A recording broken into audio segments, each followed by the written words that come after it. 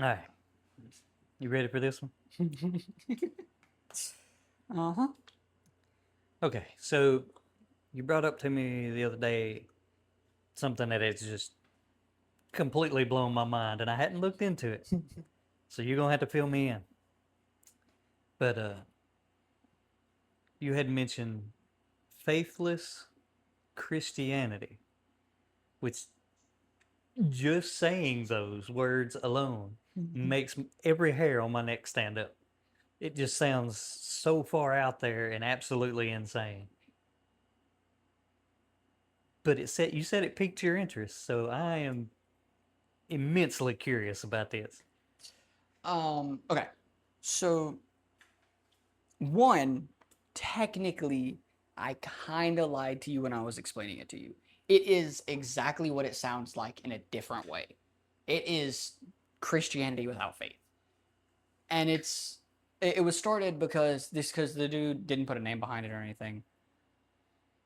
He started a series called it was, you ever seen like, day X of doing this until this happens or whatever. Mm-hmm. Um, well, and he was doing, and I saw the very first video. I was actually really happy. It was day one of pretending if God is real to see if I'm any happier. And the first one, you can tell he's not really like, he doesn't really know if it will. Now today is day 15 for him. Um, and as he's doing it, he does five things. He prays, and he's mentioned in a recent video that, and this is an atheist. He prays. And he said in a recent video that he prays on camera a lot, but he also does pray off camera. He tries to practice these off camera as well as the on ones to show people, obviously. Gratitude, which is basically just prayer, but like he'll do those in the videos where he'll like be praying and he'll be like, I'm thankful for this, I'm thankful for my cats, and I'm thankful that I woke up healthy today. And it's not in a, it's in a genuine way. Right. Then he reads the Bible. He'll pick verses and he'll read a couple. It depends because it's never just verses, but it may be just one specific part, and then he might dive into how what other people like study this part as, like a lot of common scholars, or he'll go to a church and read it there, and then have people help him kind of understand it there, but he'll just try to understand something else. Then he'll act on it, which is just doing what the Bible says. Um, a really big one for him is his. He mentioned it on day 14. He started at the beginning of this challenge, and he failed on day 14. But what he was doing is he was trying to go so long because apparently he had been addicted to adult videos, and he went 14 days without touching any adult videos. Um, and he was doing that. He was specifically trying not to, and even that day he was talking about like he was trying not to, but it's an addiction. Sometimes you fail, and so he's trying to like basically act through the word of God. And in these recent days, he's even been spreading it. He'll do, it's so funny to me. And this is when it got the name Faithless Christianity, was when he set up a table and he said, basically, if you don't pretend in God, if you don't believe in God, like try to basically at least like give it a chance. Don't just dog on it for no reason. And he's talked about it, and it's been really cool watching him make this journey because originally he was like really skeptical, and it was obvious he was just doing it for like internet stuff. And now you're starting to see when somebody says something, he knows how to answer. When he's sitting down and talking to other people, he's talking about how just just doing the things that God has told us to do has made his life better, and how he has been a little bit happier, and how it's been positively influencing him. And he's talking about it, and he's like, why would you not? All of these things have ended up making me happier, and I'm not even through, because he was going to do it for a month. He was like, I'm not even halfway done with the challenge really, and I'm starting to feel better. I'm happier. I've got more energy. And it's in a way, it's faithless Christianity. I think that he named it that on purpose because while it does start as faithless Christianity, the whole point is even if you can't fully bring yourself to believe, try to so that maybe you can find God. The point at the end of it is to find God. It's not to just, and in fact, ironically enough, it's to do everything the Bible tells you to do. It's kind of the opposite of the people that say that they believe and then never do anything. These are the people that they say, and they won't. They don't even say that they don't believe. And he's talked about it because he wasn't a atheist. He was agnostic, I believe. It was one of the two. I could be wrong about that, but I believe he was agnostic. And he was talking about it. And he even somebody else. So I saw somebody in the comments the other day. They said, "Why'd you do it with Christianity? Why not Buddha or any other religion?" Basically, I can't remember. They listed specific ones, and Buddha was the first one they listed. That's all I remember that one.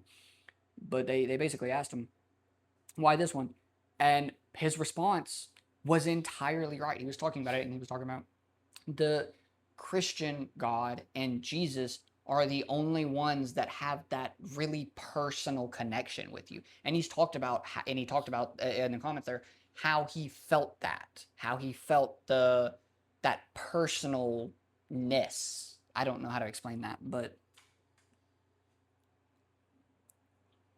Well, that's something I don't think a lot of people really stop and evaluate, is they try to treat every religion as equal.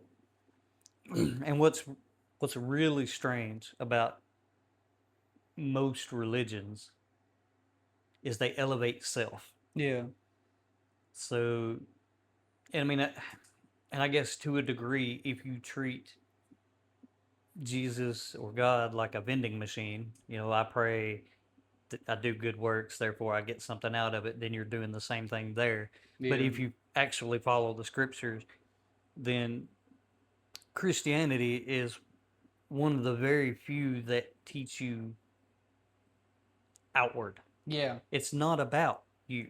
I've said for years that the Bible, every Bible, it ought to say the Holy Bible in big letters, and then right below that in parentheses, it's not about you. But everybody talks about the golden gates and how great heaven is, and you pray for this and pray for that, and the prosperity gospel, it tells you, oh, if you do all this good stuff, God's going to do good things for you, and I believe He wants to, but within the bounds of what you can handle. mm-hmm. Uh, Now we know just from a human side, uh, you can have every toy known to man, have mountains of money, and if all you're ever doing is feeding yourself, it's hollow. It's empty and it means nothing, and you'll still be miserable. That's why if money solved all the problems, nobody who's rich would kill themselves. But they do it in record numbers. I mean, it's insane how many people that have access to everything just off themselves. Yeah. And I think it's because in a world full of stuff, they got to the top of that mountain and then they realized, I'm still unhappy. They look around and they go, I have everything. There's nothing left to get or to do. What now? And then they feel helpless and then they throw themselves off that mountain. Well, Somebody that's in a lesser state of wealth, there's always something to look forward to. So you have a little more hope. And hope is one of those things that it is one of the greatest emotions that humans have, because the sheer force of will and the crap that humans are willing to wade through, as long as they have just a smidge of hope, I mean, is unstoppable. I mean, not even just humans, but the rat trial. Yes. The one where they let the rats swim, and then right as it almost drowned, they picked it up, and the rats swam significantly longer after they put them back in the water, knowing that they might be saved again. Well, it was like 4 or 5 minutes they drowned. If you just stick them in the water, they just give up. We know they just give up because, like you said, if they get really close to drowning, you pull them out and put them back in. They were able to tread water for hours and hours before they I actually didn't know there became was that one. exhausted and drowned. Yeah, it was several Oh hours. wow. Rats are quite buoyant. Takes a Well, lot from the drown. They almost have to get so tired they can't hold their head up anymore. well, I think it is also like at some point, and I know we have that issue with humans where if you accept your fate or if you don't want to live anymore, the human body just stops. Just withers and dies. Man. You see that a lot in older couples when one of them dies and the other one seems to be in decent health. And once that first partner is gone, they just don't know how to function. So they just, die of sadness. They're dying of a broken heart. Yeah. I've heard it said, but uh, it's definitely a real thing. And that's just a loss of hope. Yeah. When you go back to the name is interesting. Because to be fair, it does mean exactly what it says. It does mean Christianity faithlessly, but it doesn't mean it the way that it's supposed to. You know what I mean? It's saying even if you don't believe now, even if you can't believe, try. Even fake Well, it till you make it level of like. Yeah, it's not saying you're a Christian without faith. It's saying you're yeah, starting Christianity without the innate faith. yeah, but So you want to search for it. You Right. want to find it. Well, that's I think a lot of modern Christianity is so you either 100% against it or you're 100% I'm all in. I believe everything all the time. But that's never really defined. And nobody's ever really clear about how to get started. If you're a kid, which most Christian families, like with you, we started early. Man. It's not hard for a child to believe what the parent says and roll with it. Well, by the time you've been rolling with it your entire childhood, you're already seeing those examples that he's finding out. Yeah. Well, I mean, I guess as an adult, you can just snap your fingers and say, oh, well, I believe this now. You gotta be But beaten and broken. But do you? Like, I've got a buddy of mine who just woke up one day and decided all of a sudden he's a Viking. Starts braiding his hair, claiming that uh, Thor and Freya and all these other Viking gods is what he worships now. And it's like, last night must have been a good night. I don't know where this came from. But he just decided and he's rolling with it now. You can do that. But for it to be real, and I think what sticks as our beliefs comes down a lot to what we're able to look at and say, here's my proof. Yeah. I see the proof. So, like for me, I was raised kind of modern Christian, I guess. Like we occasionally went to church. Um, we didn't do it a lot. And then like there for a while, we would go pretty regularly, almost every weekend. And then we would stop for several weeks and we might go for one or two and then be off. And it was really situational when we went. Yeah.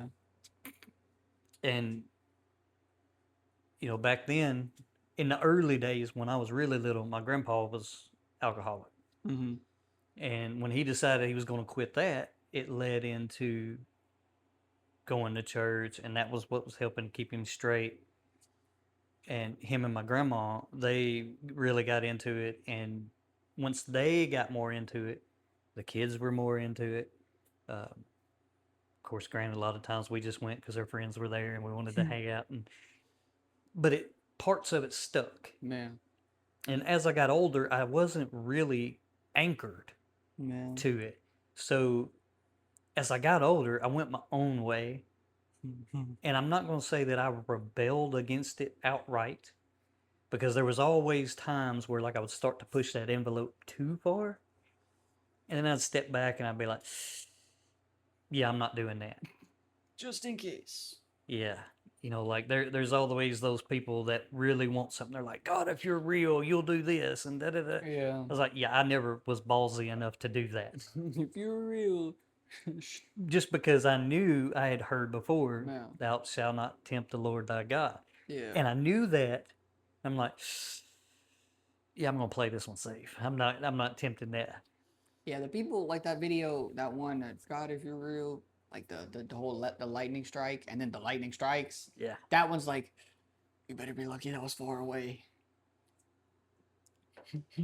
Well, I know you talking about the faithless thing. Like I Mhm. said, I was primed a little more than a lot of people, Yeah. but I definitely wasn't a practicing Christian. There was a lot of things going on in my life that was not Christian. Um, I was never an alcoholic, but I did like to drink a little bit. I never done any type of hard drugs or anything like that.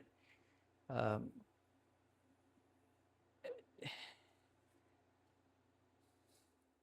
tried to do right most of the time, and you know I have my own moral structure that pretty well aligns with Christianity, but by no means was I uh, praying or doing communion or stopping and thinking about on a whole level, is this the Christian thing? Like that thought never even really crossed my mind. I was just trying to get through the day Mm-hmm. and enjoy myself and try to have something. Man. And I could never really quite get there. Like my brother used to tell me all the time, "You're the most unlucky SOB I've ever met in my life." Because everything I touched, I'd work my butt off and everything would fall apart. It would be going great, great, great. And by the time we get to the payoff, boom, it'd blow up in my face. Mm. But I was always trying to use my own will to force what it was that I wanted. And I just believed that if you had enough will and want to, you could make it happen. And I know we've talked about it, but I'll go over it again. What broke me on that was in a lot of ways what your guy's saying, but for me, it happened a lot quicker. Mm-hmm. For me, and I've noticed, you ever notice like a lot of the best preachers, when they start talking, the ones you get the most out of, when they really get to talking, you realize like, oh, they were horrible people in the beginning, Yeah. but they seem to be the best Christians. Because there's so much to repent for. They've They're trying done to so make up much for it, wrong. basically. Yeah. They realized that they were so far lost that when somebody looks at them and says, "You're forgiven," a person who never thought they could have forgiveness Mm-hmm. has now just received it, and it blows their mind. You're so much more thankful. If you owed somebody $5,000 and they come up and said, "You know what? I'm feeling generous today. Don't worry about it. You ain't got to pay me back." You'd be like, "Oh, cool, man. Thank you." But if you owed somebody $500,000 and they come up and they say, "You know what? I'm feeling generous. You don't owe me that money no more.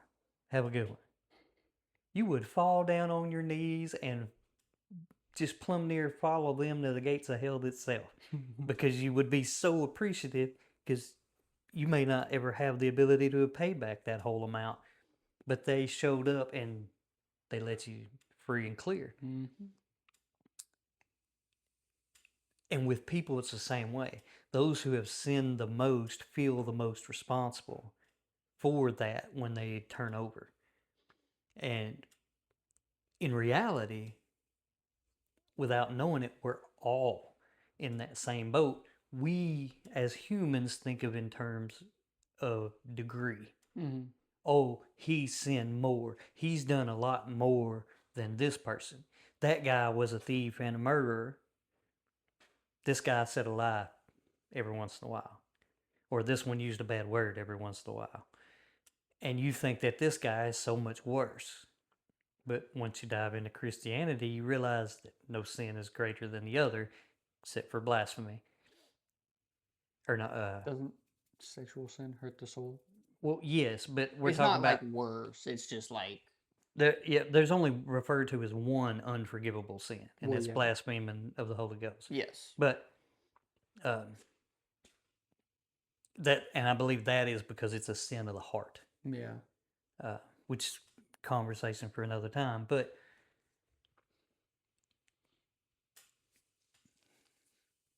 in truth, we're all facing the same judgment.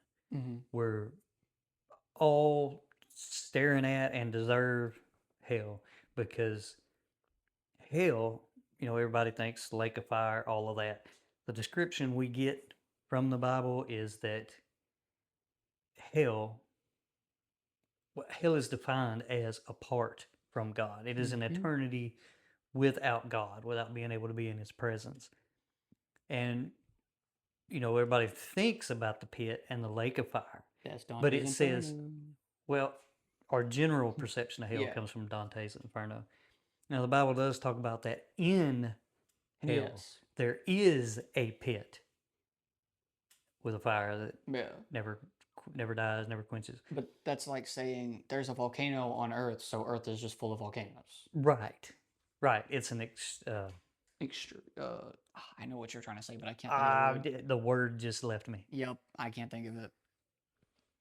But it's just taking one part of it and making it the whole idea. Yeah. Because, and I believe that's a lot of it is just because it's very easy to scare people with a lake of fire.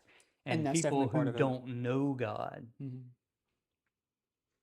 can't imagine what it's like to be like saying hell is without God doesn't mean anything to somebody that already lives their life as Yeah. though there is no God. They don't, Yeah. it doesn't click. They So don't they under- use the scary iconography Yeah. to get through to people. Which I also think has been used too much recently in the sense of, I mean, the Bible does just flat out say all wisdom starts with the fear of God. Yes. It flat out says that. But I think you can take it to a level where you're not just trying to make somebody like fear God, you're just trying to make this person feel bad, basically, and make this person feel. Because I've seen it a lot in comment sections where people that claim to be Christian are telling somebody, like, you're just going to go burn in hell and there's not anything that you can do about it. And because you're such a bad person and all of that. And they're using that iconography like you were talking about with the lake of fire, the burning, all of that. And they're using that not to just get somebody to like maybe understand or anything like that. They're using it as a, hey man, if you don't do this, you're going to be burning, and you should believe in what I believe just to not burn, not even to believe, just to not burn. And I think that's why you get a lot of the modern Christians, like we talk about. It's just people they don't really like really even want to believe or like care to believe. They just don't want to burn. Well, I think that's why it's so weak. There's so many weak Christians now. So many Yeah. people that don't understand it, and they don't have they're not really in tune with it. Like they look at it as though,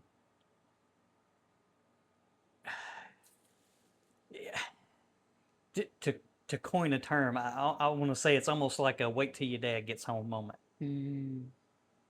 It's not. It really is. Yeah, because it's not that, hey, you shouldn't want to do this because it can hurt you.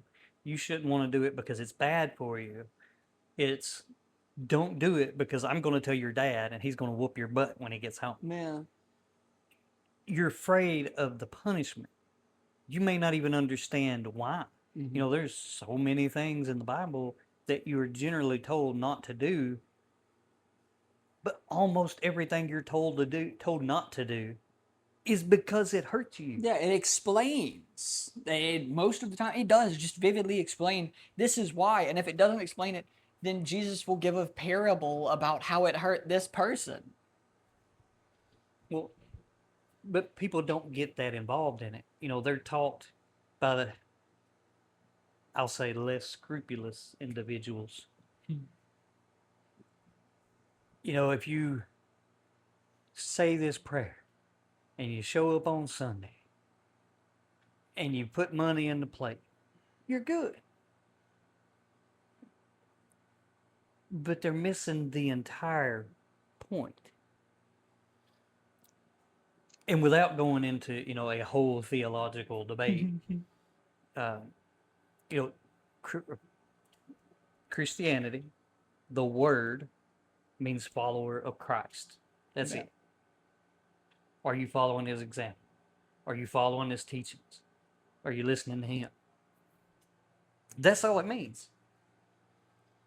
It does by no means does it say that you're perfect or that everything's going to be great. In fact, a lot of times it says the opposite. Yeah. Jesus himself said, remember when they hated you, they hated me first. Mm-hmm. He never promises you a good life. He just promises that it'll be worth it. Yeah. To those endure to the end. Now, I think one of the things people gloss over a lot when they're introducing people to Christianity is it's like, I believe, I know how I feel, and I'm already there. And I'm 100%. I believe in Jesus, I believe in God, and I believe all the Bible says, and you should too. And then they look at you and they go, why? And then everybody gets stars in their eyes and they're like, because you don't want to go to hell, do you? I think that's only with people that have never read their Bible say. But even then, like one of the things that I've used to when I talk to people is I never try to pressure people into believing. Because it tells you not to. Yeah. It's in Isaiah. Yeah. If they don't believe you, dust your heels and go on to the next town. Yeah. But one of the things that I found is that if I'm talking to somebody and I see a chance for it to come up in conversation, I'll throw it in there. Kind of like fishing. I'll throw it in, throw out the bait. And if they take the bait, all right, here we go. But I don't pressure. Yeah. And I use it in a way, I don't tell people, like I don't hit them with well, you're doing this wrong and you're doing that wrong and you're doing this wrong. I would tell it from my experience. Mm-hmm. So,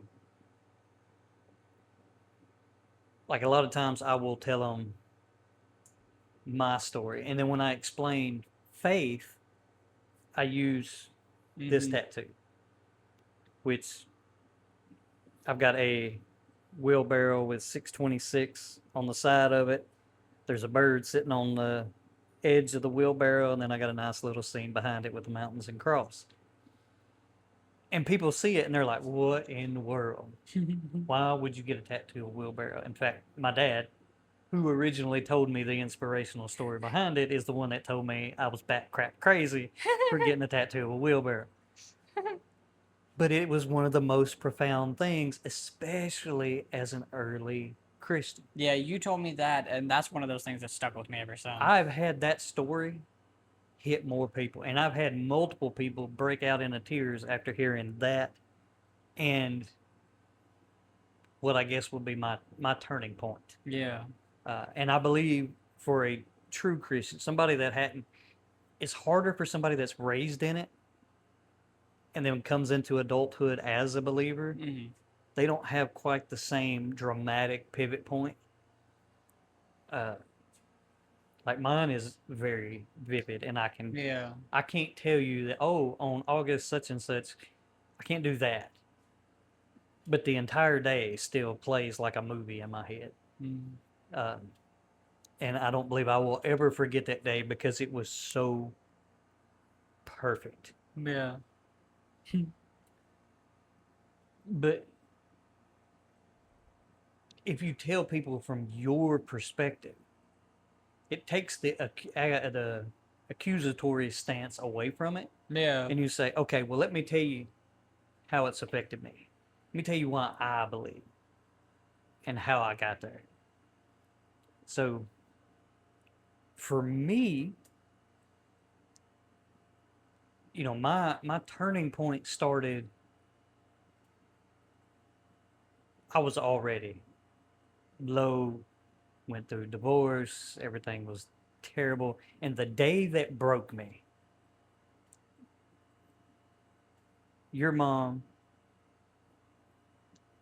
had, I know they don't like me using this word, but your mom and stepdad had took you to the lake. Mm-hmm. And they let me come out there.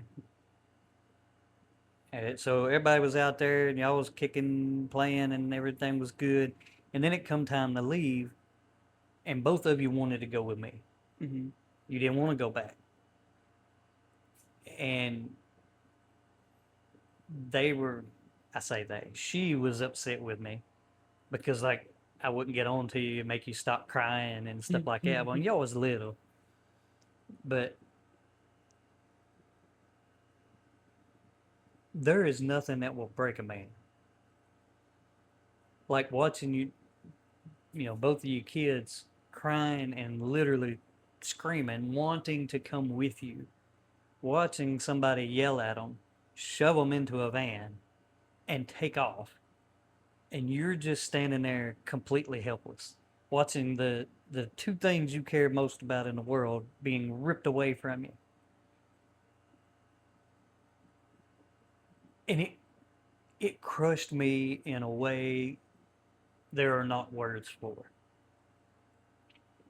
And it was already about dark, and everybody was gone, and we were some of the last to leave. And when after y'all took off, I ended up going to my car, and I got in there and I cranked that radio up, and I got mad, and I was hollering and crying and just lashing out, and I started to get really mad at God, which I hadn't been living life in a way that would have anything to really do with him anyway.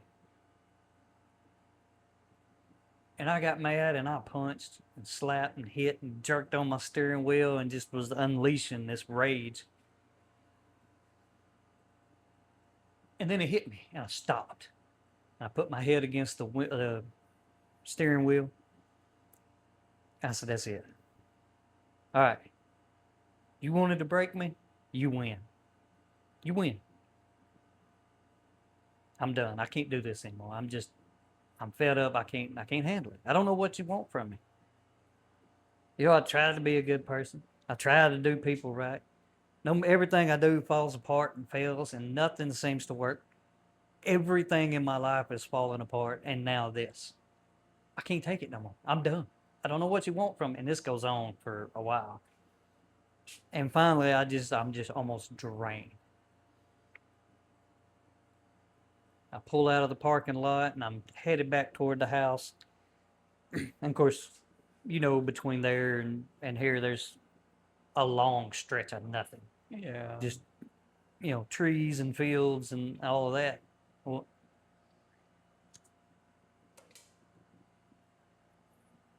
I'm talking, I'm just in my own misery.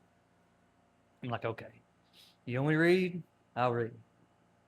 Yeah, yeah, yeah. I'm just mumbling over and over. I don't know what you want. I can't do this. Can't handle this. In fact, it was so funny because as I come over top of a hill, I just slapped the steering wheel and I was like, what do you want from me? And as I come over the hill, there's just a random giant white tent. And I go, okay. Asked for that one. So I pull in. It's a big sign out front, no name on it, just says revival. Wow. So I pull in. I go in to walk through the tent. And up on stage, preaching, is a guy that I knew personally. From back in my wild party days, he was at most of the parties. Everybody knew him, and I will not use the name, but he was our local little drug dealer. He was the one, if the youngins wanted alcohol, he could get it. If you wanted some other type of drug, he could arrange it. Everybody knew him. And when I walked through and I seen him up on that stage, it hit me like a wall. Like, what in the world is he doing here? Because it had been a long time since I'd seen him. Well, I go and I sit down and I listen. And from the time I started walking in that tent, everything he said, it was like boom, boom, boom, boom, just slapping me in the face over and over and over. He called me out word for word and never knew I was there.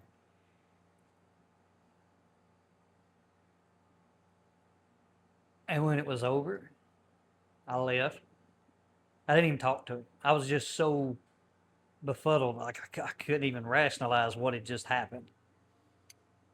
I go and get my car and I leave. And I started praying and I was like, all right, this is what I'm going to do. You want me on this path? This is what I'm going to do. I said, but you tell me where you want me to go. And one of my weaknesses in life has always been women. And I told him, I said, look, I ain't asking for nobody now, so don't mistake, that's not what I'm saying. I said, but I'm going to read, I'm going to study, and I knew who to call. I knew somebody knowledgeable. And which I called I called Tom, because I knew he knew the Bible inside and out. Mm-hmm. And because every time he tried to get me to pay attention to it, and he'd talk about go here, this, that. He seemed really, really knowledgeable. So I called him and I said, look, I can explain more later. I said, but you've been offering about that Bible study. I'm going to take you up on it. I said, you just tell me when I can come over and we'll do it. He said, well, what are you doing? I said, I'm driving. He said, where are you at? And I told him. He said, well, come on by. I was like, all right, I'll be there in about 20 minutes. Still have my work clothes on, I believe. But I hung up with him and I started praying again. Ended up praying the whole way there. But and when I say praying, I mean I was literally just talking, almost like I used to have this thing where I would pretend that like God or Jesus would be sitting in the passenger seat. So it was almost like I was talking to somebody who was sitting in a passenger seat. Mm-hmm. It helped me visualize, and it made it more of a casual thing. But I wasn't doing that then. I was just talking out loud. And I told him, I said, look, I know my weakness. And I said, every time I get stuff seems like it's going good, I end up with a bad woman and it goes bad. I said, so I'm not going to pay attention to no women. But I know eventually, if I'm going to stick with this, I need a woman that is going to reinforce my faith. That's going to, if I start to stray, she's going to pull me back in line on that.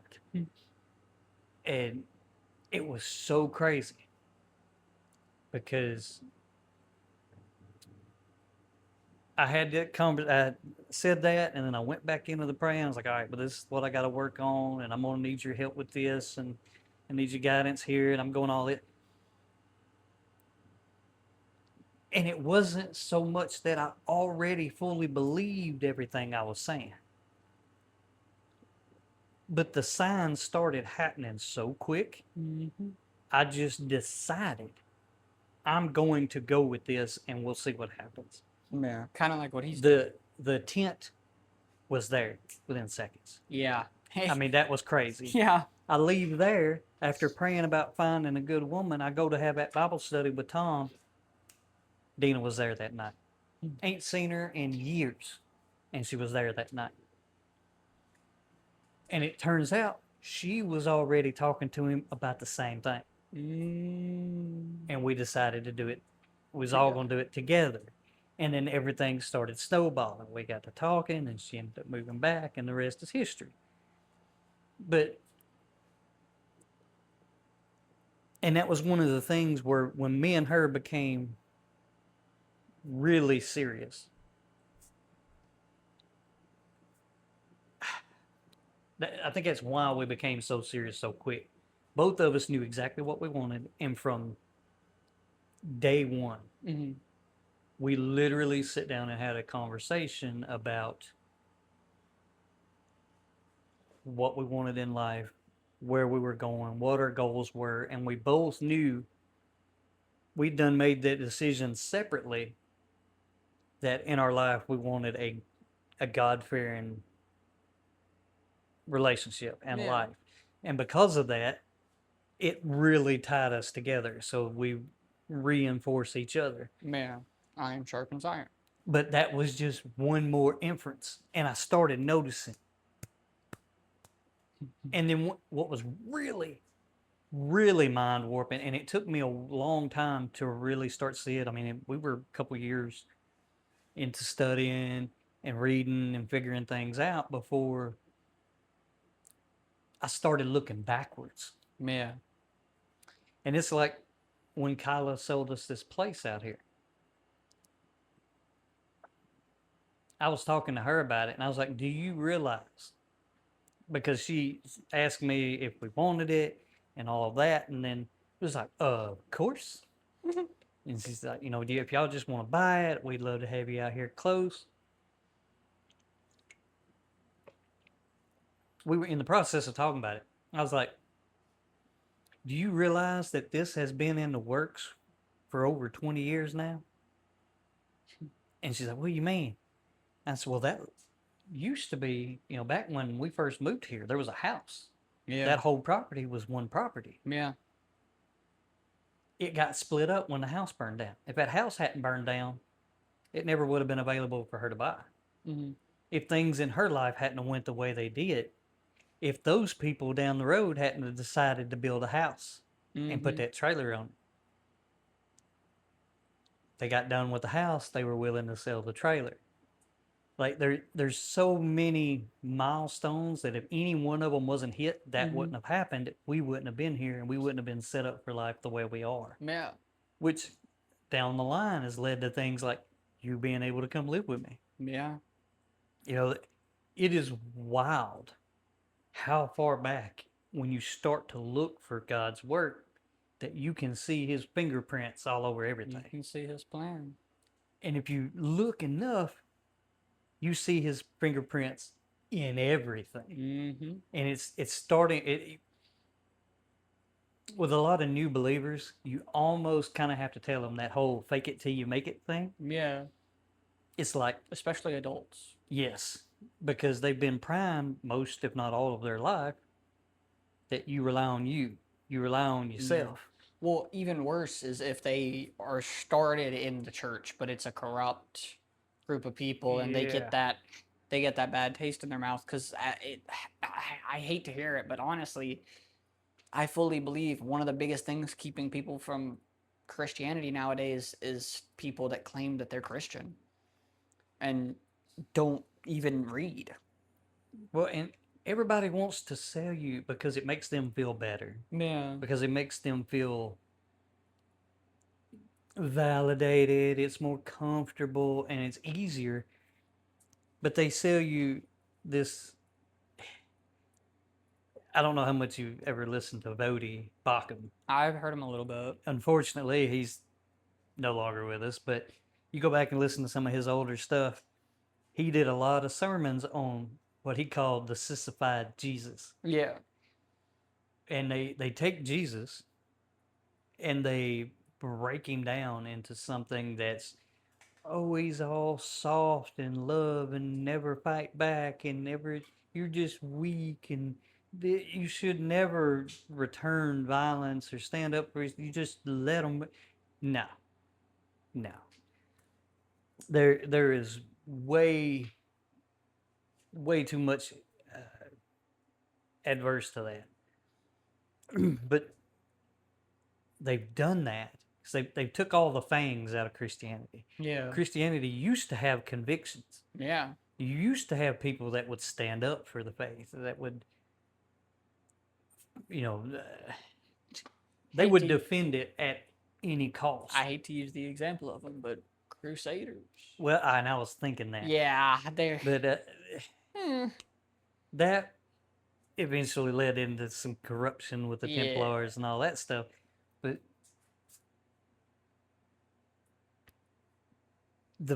it's interesting because the faithless thing almost seems to be the way that I would tell people go about it. And quite frankly, there have been people that I have told, it's like, okay, You don't believe all the intricate details. Do you believe that you shouldn't kill anybody? Well, mostly. Okay. Do you believe you shouldn't murder anybody? Because that's what it actually says, is Yeah. murder, not kill. Well, yeah, I mean, you should murder anybody. Do you believe you shouldn't lie to people? Well, yeah. But, I mean, you're going to some... That's not what I asked. Do you believe you shouldn't lie to people? Under ideal conditions? Well, yeah. If it's possible to always be truthful, you should be. Do you believe you shouldn't cheat on your wife? Do you believe you shouldn't be jealous of other people? You believe you should be thankful for what you have? Do you believe that every once, a man shouldn't work 24/7 and he should have a day to sit and rest? Yeah, yeah, yeah, yeah. This is all stuff that he's teaching you. Yeah. And it's like, so give it some time. You ain't got to say, I believe everything about it and I believe the entire book. What I want you to do is just try it.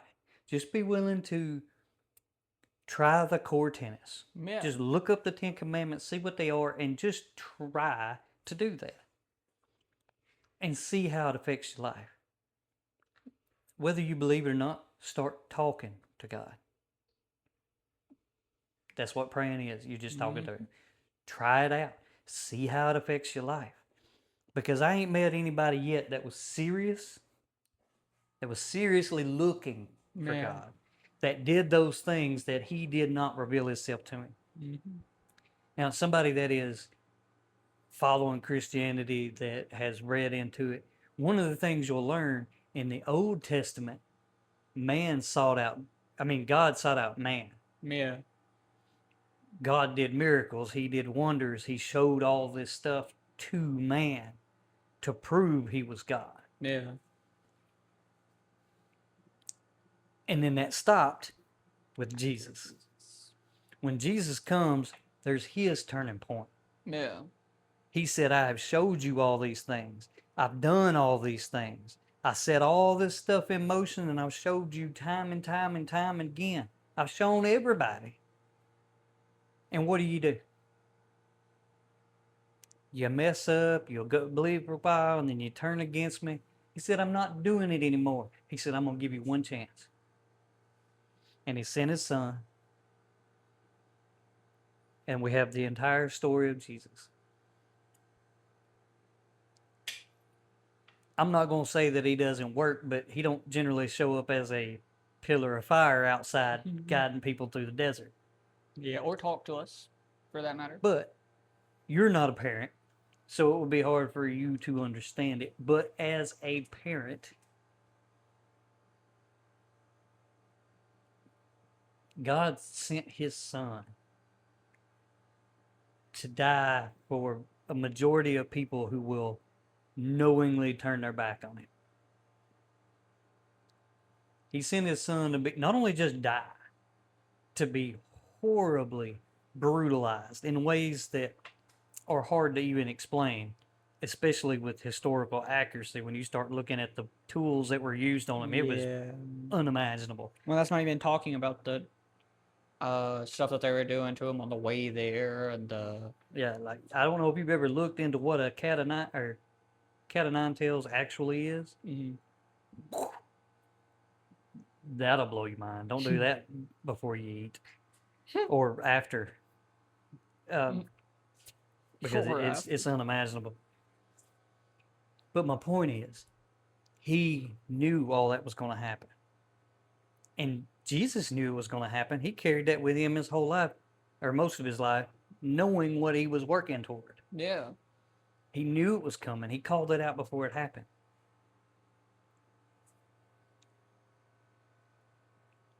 I don't know which multiple kids is the thing, but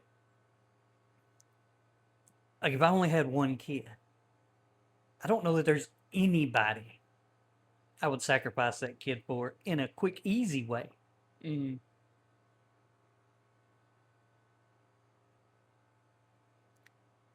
Do you think I would let you be sacrificed for somebody that in the end was going to hate you anyway? No. It was just not even a question. I mean, you could say, what is it? I think it's a movie. And the whole thing is like there's this like zombie thing going on, but there's one kid that like her blood is the cure. Is that Last of Us? Uh, no. Maybe, possibly. I know that girl is immune to it, but I don't know Well, if her blood is the cure. I never watched it. either way, there's a story I heard somebody talking about, and it was like that, but it was her blood was a cure, and the only way to get the cure would be to kill the child.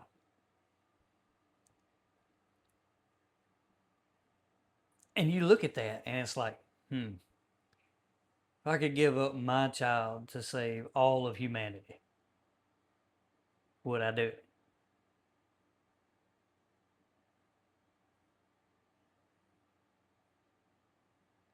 I would love to sit here and tell you that I'd be the bigger man and put all of humanity against my own interest. And in the end, they might get you. But they'd have to shoot me first. Because my job is not to save all of humanity. My job is to protect my family. Mm-hmm. God took it the other way. He cared enough to save humanity. So he sent his own son. Which in a weird way was himself in the flesh. That's a whole story for another day. Hard to explain that without getting into blasphemous territory. It's such a complex. It is, and then it's not. Yeah, it is and isn't. It's like quantum mechanics. That's what it reminds me of every time somebody talks about it. The it is and it isn't. That's what I think of every time.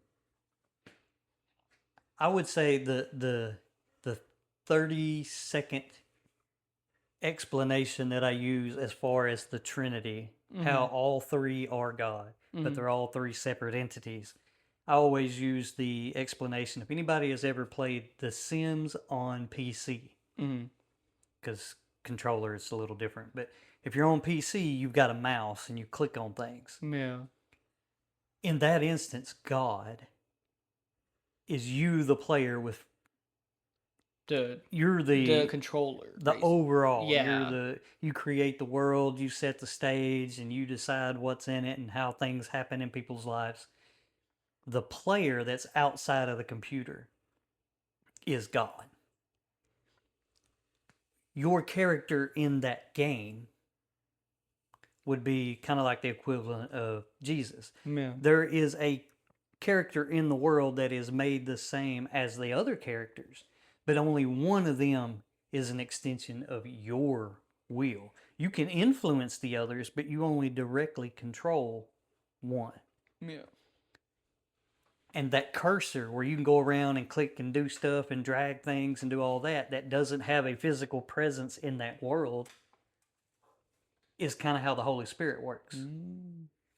Except its mouse is all over the screen because it's everywhere. Yeah. Yeah, I know. But that's the best way I can explain it. Because there's 3 points. There's you, the main entity. Both of the other two that exist in the other world. So you've got the outside of our universe where God exists. He's the player. Jesus was the character that he was, and I'm using air quotes, playing. Yeah. It was an extension of his will. Yeah. And then you have the cursor, the Holy Spirit that moves throughout the earth, also doing his will. Yeah. All three connected and tied to the same will and entity. All existing at the same time separately, but all as one piece. And that is the easiest way that I could explain it to somebody. Because everybody's played a PC game and done that. I've never heard anybody else explain it that way. Yeah. But I like what you're saying, and I like what he's doing.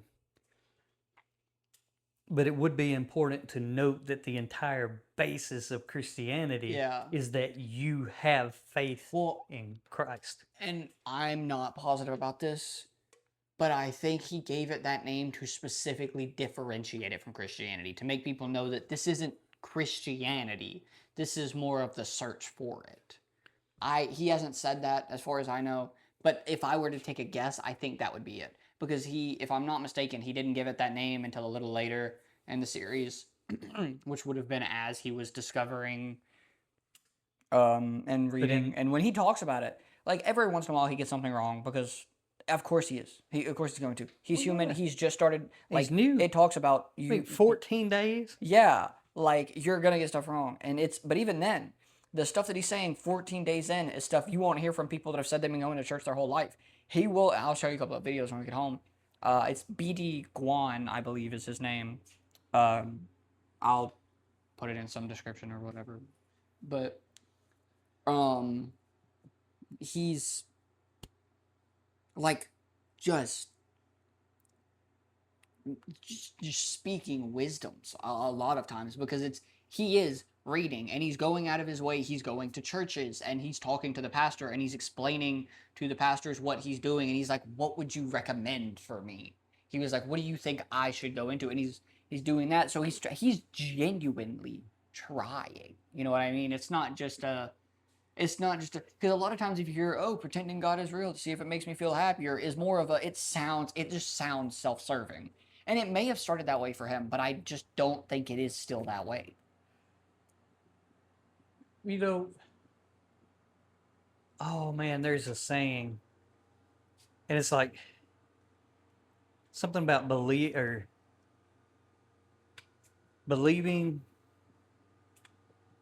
is the evidence of things seen, and faith is the belief in things unseen. Mm-hmm. But Christianity is one of those things that if you actively start to live it out, just the tenets, Yeah. and you're actively seeking, God is very clear that he reveals himself to those who seek him out. Mm-hmm. And going back to Jesus being that pivot point, in the beginning, remember, God showed himself to man. Nowadays, it's like God ain't wasting his time with the people who don't want him. He already sent his son. He gave the ultimate sacrifice and basically gave you a free ticket. Your sins have already been paid for. He took that debt off your back. He said, what must I do to be saved? Believe and be baptized. How much easier can you make it? Honestly. Now, because of that, now we live in a world where, because it's available to everyone, man has to seek God. Yeah. And he says that he will reveal himself to those who seek him out. And so, the whole thing about study to show yourself approved. Yeah. The more that you read, the more that you discuss it, the more you start to do these things, the more he will reveal himself in discernment, in understanding, in the ability to see his work in multiple things. And the more you see, the more you understand, the more you'll believe, and the more you'll see. And it's just this self-fulfilling cycle. So it requires you to put forth the effort and show him, I'm somebody that's serious. Yeah. I'm somebody that's looking for you. And he's not wasting his time on people who... Yeah. That's the way I look at it. Yeah. I wish I could remember the name of it, but I think you'd know what painting I was talking about. Have you seen the painting? It's got a depiction of God like reaching down from the heavens, and then there's somebody reaching up. But the person that's reaching up doesn't have their finger extended all the way. Mm. Oh. And it's to show... Saint something's cathedral. It's in the ceiling. Yeah. Yeah. I cannot think of what it's called. If you hadn't asked, I could have told you, and now it's just eluded me. Ah. And it's got the man's finger just not fully outstretched, because we have to take that step. We have to reach out. And if you look at it really close, you notice would he extend his finger, It would it would have be. touched.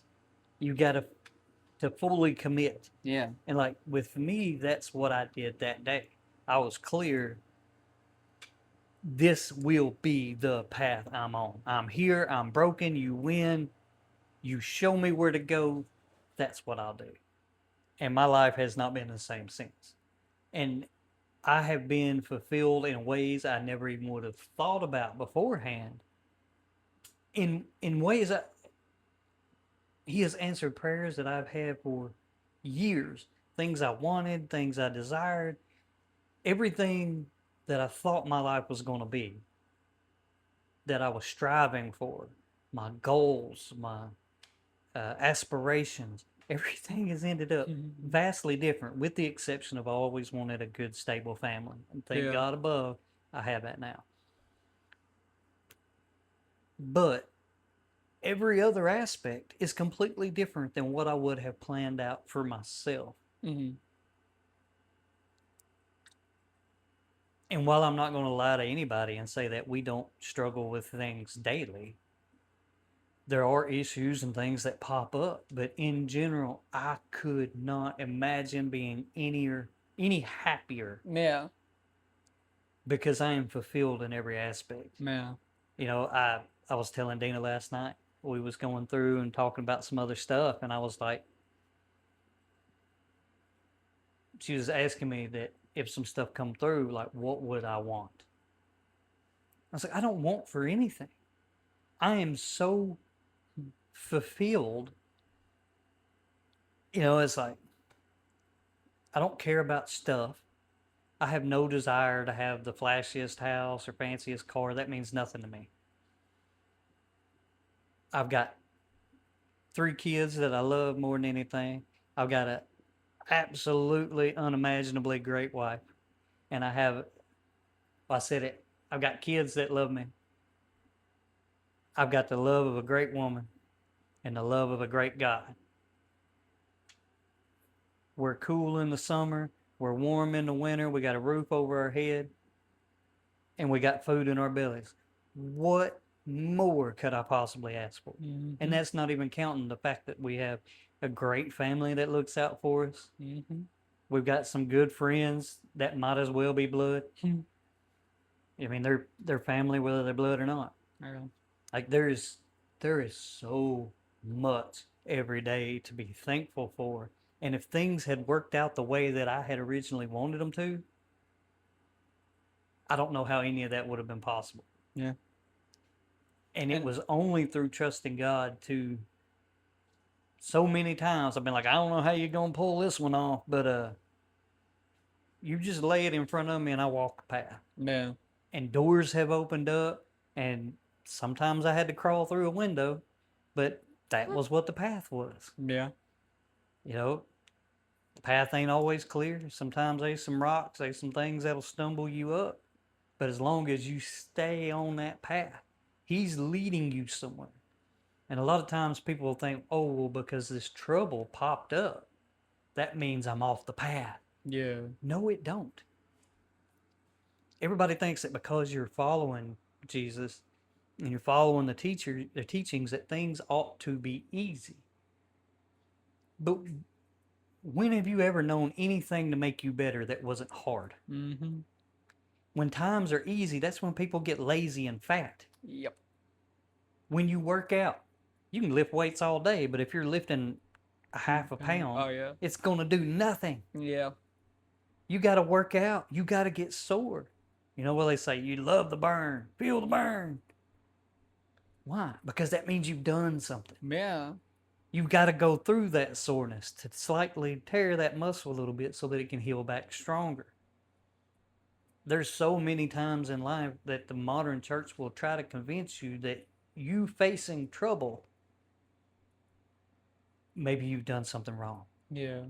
Or maybe you need to do this different. And in reality, there's so many times that obstacles are put in your path. It may be to remove somebody that shouldn't be there. It may be to get you away from a place you shouldn't be at. It may be to put you somewhere or to introduce new people.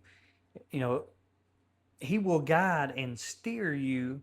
And sometimes we get lost in what we want and we forget He's already got all this laid out. Mm-hmm. And that obstacle is not there to hurt you, it's to refine you, it's to make you better. You know, the shirt I've got says iron sharpens iron. You know, you don't get stronger unless you lift weights and get sore. If you want to be able to run a long way, You gotta run. you got to run, and them legs is going to burn, and it sucks. And it's probably gonna be hard to breathe. But every time you do that, you go a little further and a little further. Mm-hmm. And God don't call you to be weak and helpless. God wants warriors for the faith. Mm-hmm. Now, that don't mean go out and hurt people without Or try cause to and all beat. that stuff. But you're called to take care of your family. You're called to be there. You know, you're supposed to defend your family, to provide for your family, and to do this stuff. Well, you can't do that if you're helpless. Yeah. And there's no military on earth that sends its soldiers to the front line without a ton of training. Mm-hmm. And I don't know how much you know about military training. It sucks. It's hard for a reason. And God is the same way. When He puts you in situations and it's hard for you to overcome, that's good. That's what you need. Mm-hmm. Because the next time it pops up, you'll be ready for it. And I believe He'll train you in little ways. And the next time, it's going to be a little more. Because it needs to be. It's a constant refinement and retuning to make sure that you are where you need to be.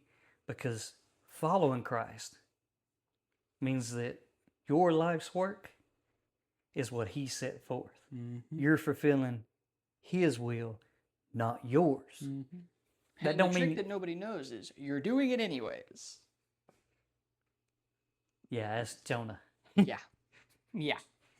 At the end of the day, you're going to. It's just, do you want to do it the easy way or the hard way? Well, that's why, I seen something the other day, and it was, me and Dina was watching it, and it was one of them AI videos where they took what celebrities in Hollywood look like today versus what they were when they got famous. Mm-hmm. Why would you need AI for that?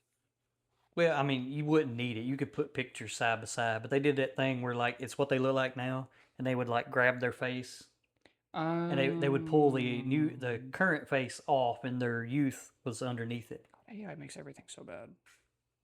And there was people on there that I hadn't thought about, but then seeing them, like, some of those Jim Carrey. was absolutely unrecognizable. Jim Carrey. Oh, is that what she was talking about?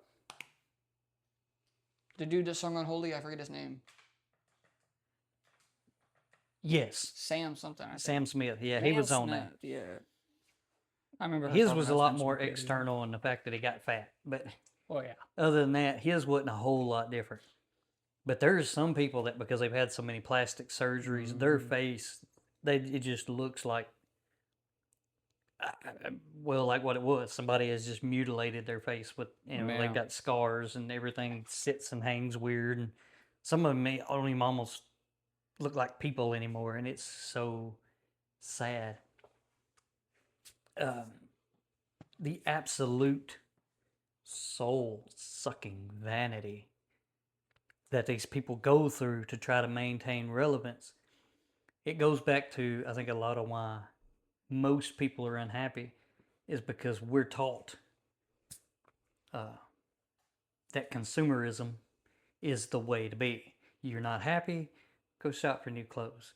You want to feel better about yourself, you need a nice new car. You need that big house. You need all these clothes. You need the fancy console. You need this, you need that, and a big TV and a radio and all these little trinkets everywhere. No matter what you're feeling, everybody's like, well, spend the money to do this. They're trying to sell to you based on it. And the problem is that if you're just feeding yourself, you will never, ever feel fulfilled. The Mhm. only way, if you think back across your life, you've gotten a lot of gifts. Christmases, birthdays, things like that. Tell me one time you got a gift where you felt better than when you have made something or got something really special and then gave it to somebody else. Which feeling do you think is better? Yeah, it's definitely the giving it to somebody else, especially when it's something you made yourself. If it's not like if it's something that I spent time to make and then I give it to somebody and then they like it. Or I showed my teacher, like I know this is like really small. This isn't exactly like a big gift or anything. And I didn't give it to him or anything, but I was just showing him because we were talking about Pokemon. I showed him that Sprigatito magnet that I made, and I showed it to him and I was talking about it and he was like, "You made this?" And there's a certain, I don't want to call it pride, but I guess it is kind of pride that just comes with when you can make stuff. You know what I mean? Like being able to make stuff. I mean, I feel like the creator would want us being able to create. You know, some people just they have knacks for being able to do good stuff like that or make things or create things. Some people are just creative by nature. Mm-hmm. And I think it's we're all made in the image of God. Mm-hmm. And on some level, we all have that, whether it's drawing or being crafty or building things, or, it may be that you're really good at creating electrical circuits, or you're really Yeah. good at plumbing, or you're good at building houses or tree houses. Or It even may be cooking. that you're really good at cooking, or, you know, you may have a knack for bead art or making vases. All those old little things that you could use like the pixels, you know what I'm talking about? And you Yeah. could like glue. Oh, that was so cool. I You always may wanted one be of a those. drawer, or you may be, good at painting. You may be really good at organizing rocks in gardens. Music. Everybody in oh, Yeah. how did I miss that? Music. Yeah. Uh, I think that's the beauty of differences in people is we just, at the end of the day, everybody has their differences, but we all want to make something. if there's any indication of that, look at how many places sell coloring books or arts and Yeah. crafts, or that's one of the ways we teach kids a lot when they're little. Yeah. You give them all these little projects to do. Give them their crayons. Look at website like Lord Etsy. Gremlin was a little better with crayons though. You see all these, and I know they've turned it in. Everybody tries to monetize it, but when I was a kid, we used to make stuff just for fun, just because we enjoyed it Yeah. and liked it. And I think everybody has that in them. I think there's a lot of people that need to sit down. One, just try stuff. Yeah. You I see think that's the something biggest thing. and you're like, oh, that's neat. And and it's like those magnets that you're making. Yeah. It was what would you say, like $20? No, it's 10 for 20 of them. Okay, $10 for the magnet kit, and you're like, well, that sounds neat. I'll just try it. I don't know if I'll do any good or it'll be any good, but I'll try it. Yeah. What is $10? Yeah. I mean, you can't even get Especially for somebody that has no bills. Well, Yeah. other than car insurance. it's like you can't get a meal at McDonald's for that. Yeah. Honestly, I can't get my Subway sandwich. But you did it. You made something awesome, and then we did it together. Yeah. And Now Gremlin's got one. Dina's got one.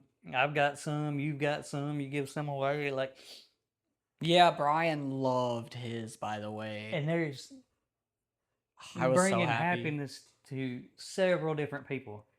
You enjoyed the process, and it cost you $10.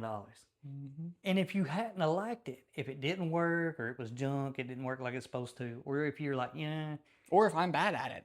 I did it and it really wasn't as fun as I thought it'd be, you're out $10. Yeah. But if it does work, cool. If not, oh well, we'll try something else. Yeah. I think if everybody took Like the the field time, guides. even if it's not something you do all the time, Mhm. just occasionally you're like, well, I feel like doing something. I'll go make this. Yeah.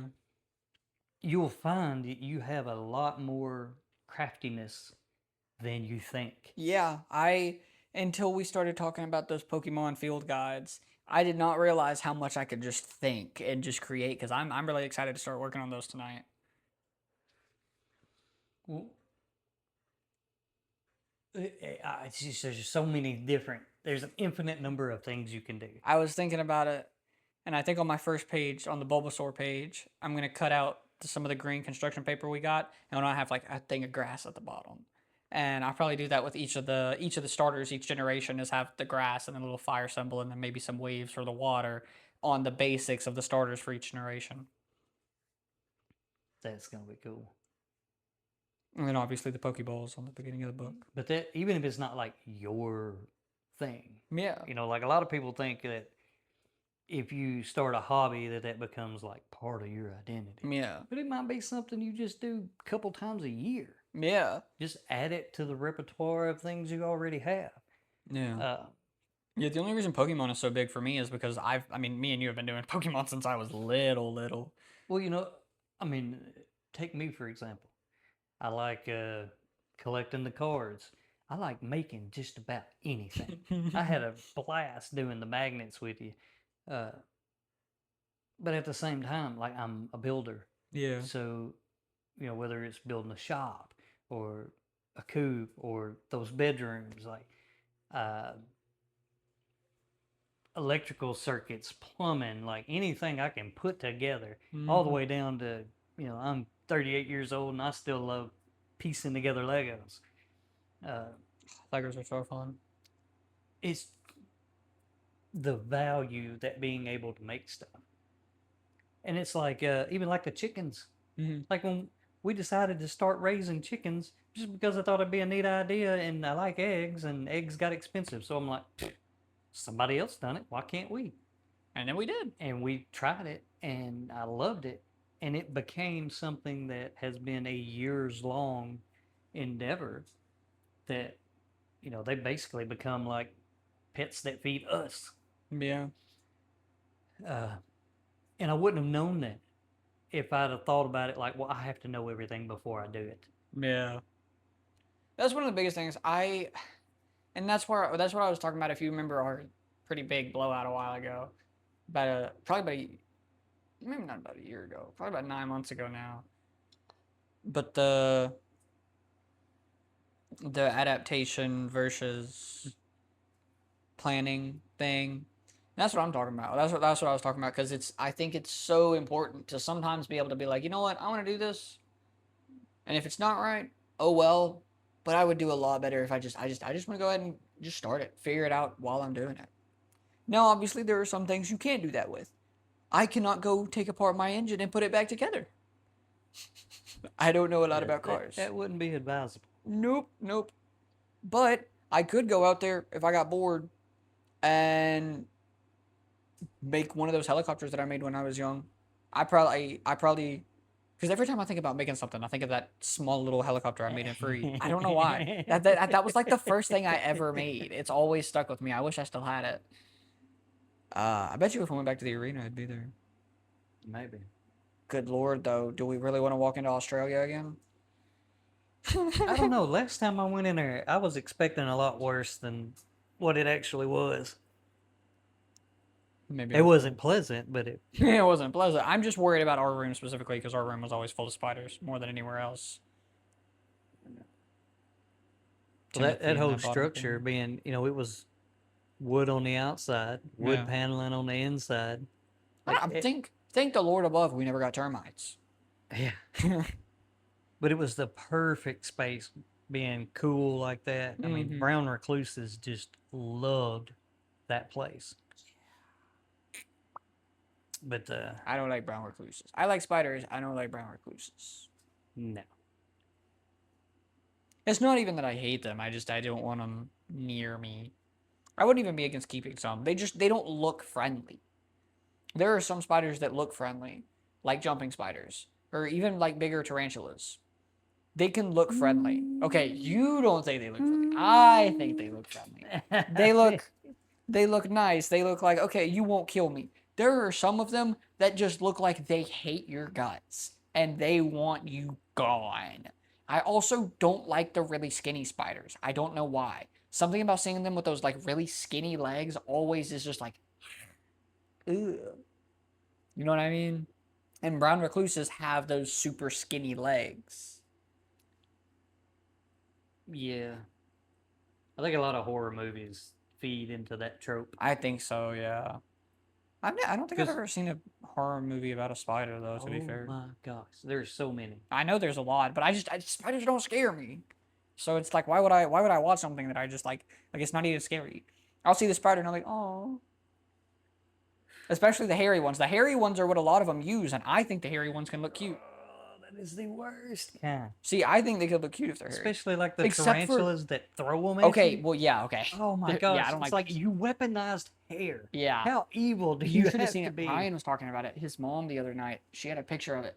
They walked outside and there was a it would have been the size of my hand about to this point. It was huge. It was bigger than a golf ball. They had it next to a lotion bottle and it was about half of that smaller part of the lotion bottle. Obviously it was like a circle and everything, but it was a wolf spider. And they took a picture of it from about this high, and with a bad quality camera, you could tell the babies out individually. The babies they got to that point right before they got off, and you could individually count the babies. I like spiders, but come on now.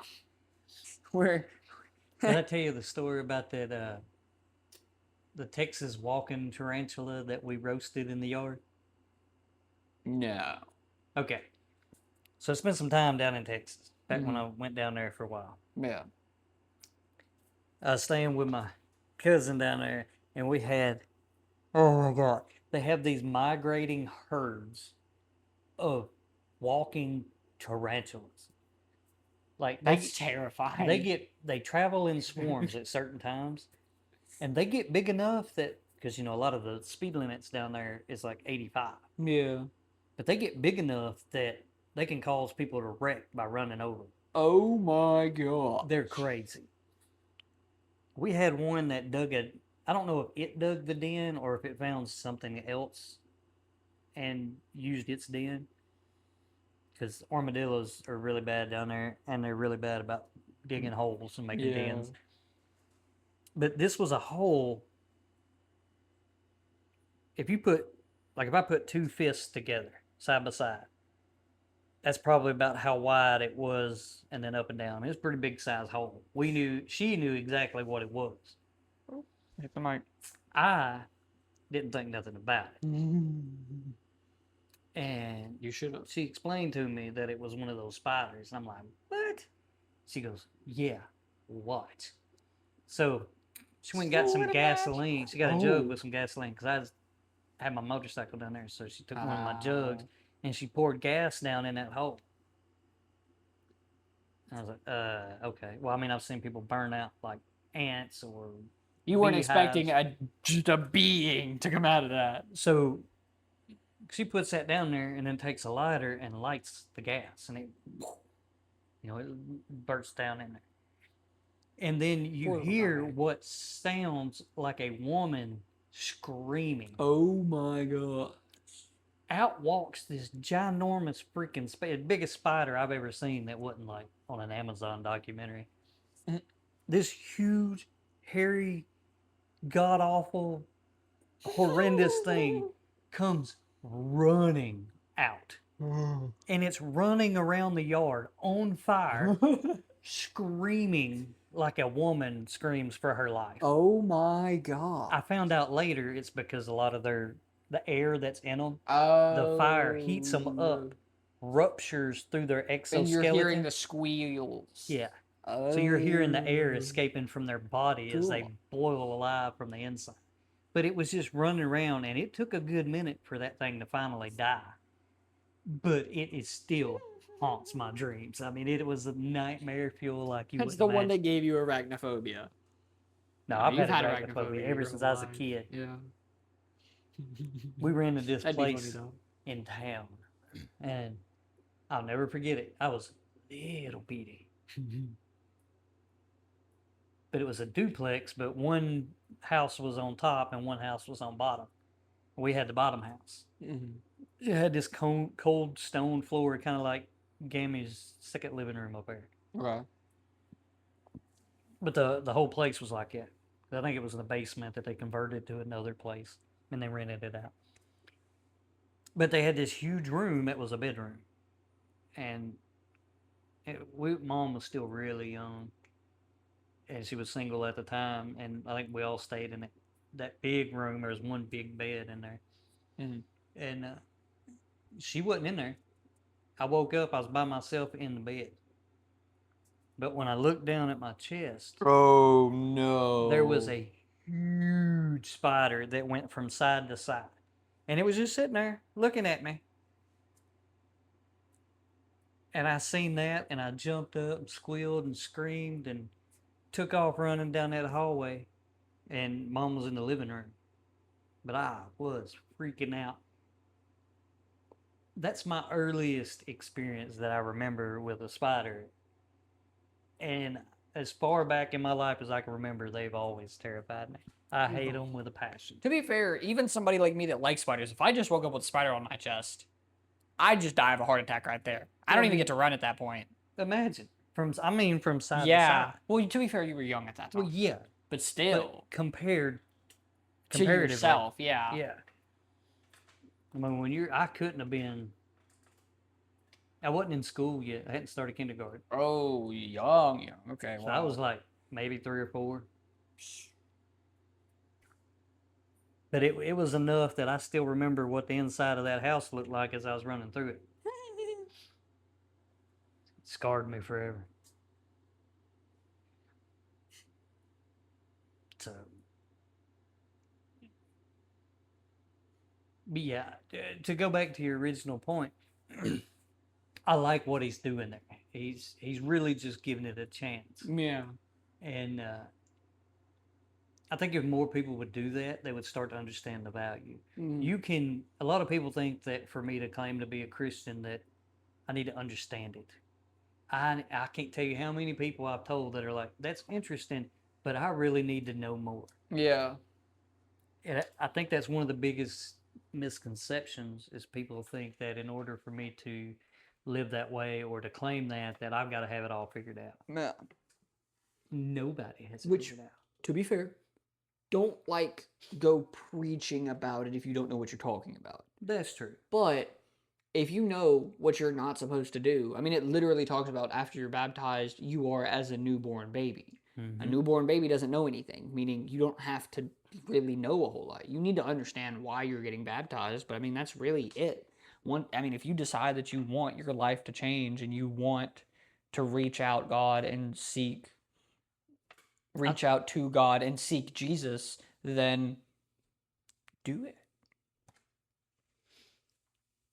Yeah, I think you almost have to before you're baptized. Yeah. Because a lot of people, they'll try to tell you that the baptism should be the first thing. Yeah. And you just come at it, who knows? But you I think kind you of should back yourself understand- into a corner if you decide, yeah, that's not for me, because now you've been baptized into this faith. And if that is the right way, well, now you're in trouble. Yeah, well, and then you get this whole second, like a lot of people that worry about if they're first time baptized, which I didn't realize this was so common. I actually worry about this sometimes with myself, where it's like, did I know enough? And somebody like me, I put it off for 2 years to learn more. Well, I think if you had done something kind of like what that guy did. Mine, I think because I was younger. That's part of the main reason. Which I wasn't that much younger. I was only like 14, I think, at the time. Even mine, being an adult, like there were some points where like I got baptized within a few months of that whole experience that I talked about earlier. Yeah. And it was quick. Like I didn't know a lot. I mean, looking at it now, I knew enough because being raised Christian adjacent and kind of getting it through osmosis. Yeah. Yeah, it's not like I didn't know the point of baptism. It's just. But when you get to the point of I'm being baptized because I 100% believe this, you go back to the biblical stories, there were a lot of people there that heard Jesus talk one time, and then thousands of them were baptized. Mm-hmm. So you've got some leeway there. Yeah. But it almost doesn't mean anything if you're just taking a chance. Yeah. You almost need, like for me, that experience was I hit my bottom. I decided to submit to it. I asked for the sign. Boom, there was a 10. A literal sign, too. I asked for Revival. guidance. Boom, there was Tom. I asked for a woman that was going to help keep me straight and in line with scripture and teaching in that way of life. Boom, there was Dina. Like everything fell into place so quick. I'm like, I asked for this, and he answered almost immediately. Does that happen for everybody? No. And I most definitely never expected it to work out the way it did in the path that it took. But it's like he knew better. It was always there. It was just waiting for me to get past myself and get out of my own way and let him work. And but you've got to first you take that step, and I think that's why people who are so beat up by life make such great preachers is because they understand how bad it can get, and then they understand how good it's become through their understanding. Yeah. You look at everything differently. When you look at, like they talk about peace in Christ, it's not that there are no troubles. It's just that you know when there's troubles, it's going to work out. Yeah. It is for a bigger cause that this is happening. Yeah. So your whole perspective has changed. You don't look at it as, oh God, why is this happening to me? You know, and there's distraughtness, there's trouble and upset. Whereas if you just sit back and you're like, hey, yeah, this sucks. And I'm not fun to having to go through this, but I'm going to trust that this is for something better and we just going to get through it together. And then let it go. And that peace will make your life so much easier. A really good example is, I didn't even think about it before it came out of my mouth today, but I was talking to one of my friends, Graceland. She's actually the one, once we start going to all these different churches, that's the first one that I want to go to, is hers. But me and her were talking, and we were talking about that AP Cal, because I cannot be in there. I have to get out of there. And everything would be better if they would just let me take this dual enrollment. And I'm going to find out Monday if they can, if I'm being put in that dual enrollment. But if I'm not put in this dual enrollment, I'm not going to be happy. But I was talking to her about it today, and we were walking through the hallway. And again, it was one of those times, you know how I am. I just disassociate sometimes through a conversation. And I'm talking, but I'm not like really thinking about anything. Like I'm not thinking about what I'm saying. I'm just kind of speaking. And we were talking, and I was doing that. And I was like, yeah. But at the end of the day, it's going to work out and be whatever God wants it to be. So I don't really care that much. And to be honest, that's true. I would rather be able to do the dual enrollment. It literally works out better in every single way possible. But if I'm stuck with the AP, it's for a reason. Didn't it feel like it just takes this massive weight off your shoulder? You don't have to sit around and dread it and stress about it all the time. Hey, spider. It's on the roof. I don't know if it's a spider. I just see something crawling. You see it? That's really long. Nope, it's a spider. That's a lightning bug. Oh, it's a lightning bug? Yeah. How'd it get inside? Man. You would not believe how them things get in. We had one get in. It was in our bedroom last night. Ceiling fan was going, and that thing flew right into it. It smacked it down. He was like, then it goes, it's like, woo, woo, woo, just fluttering around in the bedroom. Then it goes, hey, there's a firefly. Dunk. She goes, there was a firefly. Believe it or not, that thing come right back up and started flying again. Well, real quick before we close this out, I was in sociology today, and my teacher said something, and I was talking with a couple of my friends, And they all completely understood this, and it may just be because they're all girls and like I'm a guy. But I asked them, I was like, "Who do you think makes more eye?" Because I learned this today, and I was like dumbfounded. I was like, "Who do you think makes more eye contact, men or women?" And what do you think? I would think men. See, that's what I thought. Apparently, there have been studies to show that women make significantly more eye contact. And I know there's some like if you're a dude, you don't want to make like, especially if you're like a dude with a girlfriend, you don't want to make eye contact too long with a girl or something like that. And that was the only thing I could really think of.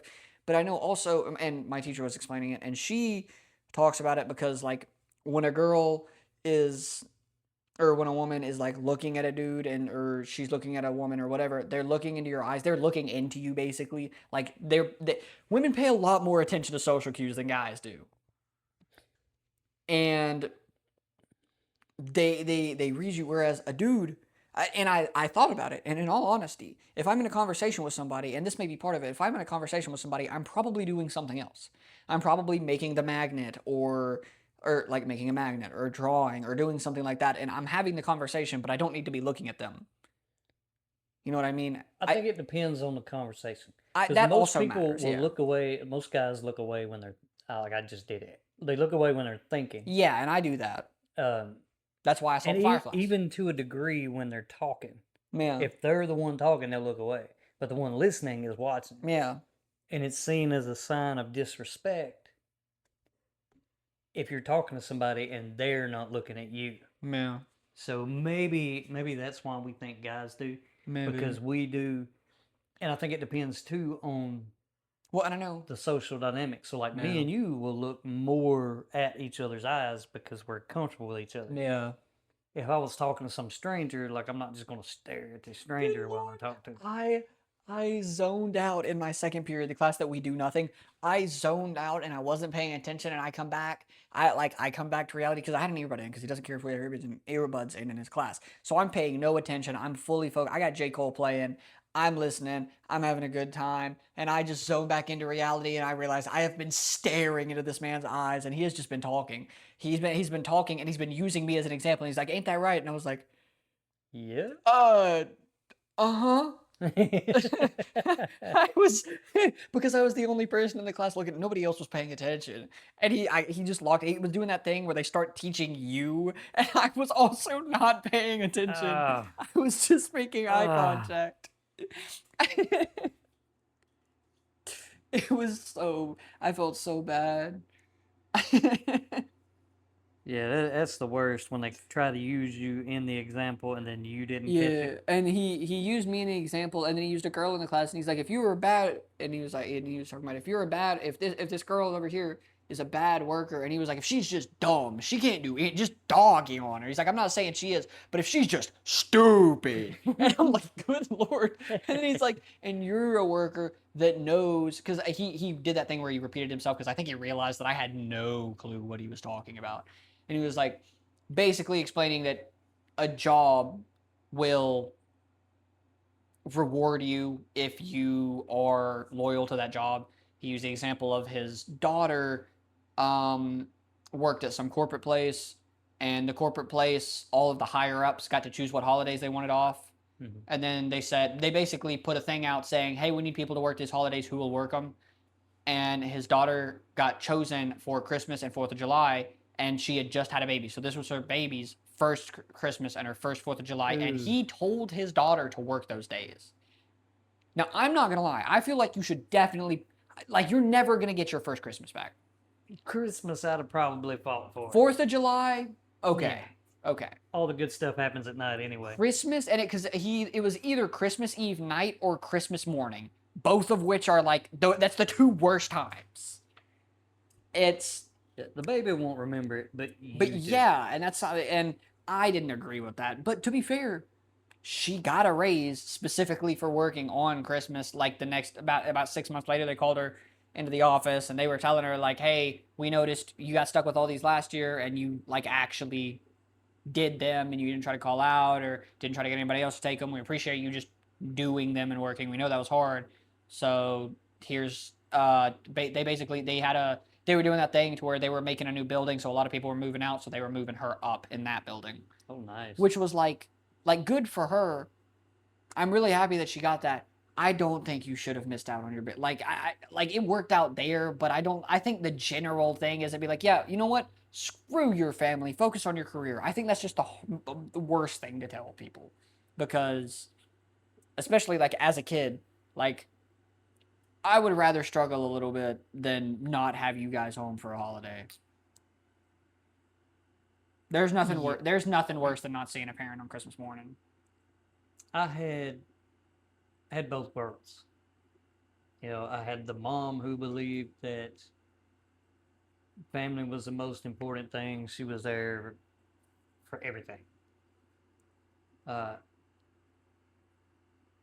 and but I also had the dad who, and before I say this, I don't mean it in any derogatory way,